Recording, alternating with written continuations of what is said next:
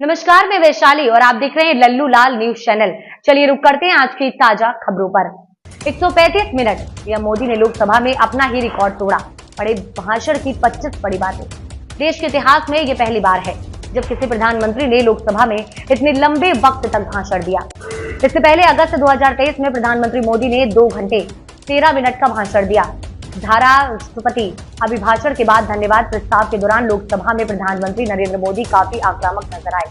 हंगामे के बीच उन्होंने करीब 2 घंटे 35 मिनट का भाषण दिया। भाषण के दौरान पीएम मोदी ने जहां एक तरफ अपनी सरकार का रोड मैप तैयार बताया तो वहीं दूसरी तरफ विपक्ष पर भी जमकर निशाना साधा। भाषण के अंत में पीएम मोदी ने हाथरस हादसे में मारे गए लोगों के प्रति संवेदना भी जाहिर की। भाषण के दौरान पीएम के निशाने पर कांग्रेस पार्टी की रही। उन्होंने अपने भाषण के दौरान कम से कम 10 बार राहुल गांधी पर परोक्ष रूप से हमला किया। आखिर में प्रधानमंत्री ने विपक्ष को सही तरीके से सदन संचालन की चेतावनी भी दी। देश के इतिहास में ये पहली बार है जब किसी प्रधानमंत्री ने लोकसभा में इतने लंबे वक्त तक भाषण दिया। इससे पहले अगस्त 2023 में प्रधानमंत्री मोदी ने ही 2 घंटे 13 मिनट का भाषण दिया था। जनता ने हमें तीसरी बार देश की सेवा के लिए जनादेश दिया है। विपक्ष की ओर से झूठ फैलाने के बावजूद उन्हें हार मिली है। देश ने 10 साल का ट्रैक रिकॉर्ड देखा है। हमने गरीब कल्याण के लिए समर्पण भाव से काम किया है। 10 साल में 25 करोड़ लोग गरीबी से बाहर निकले हैं।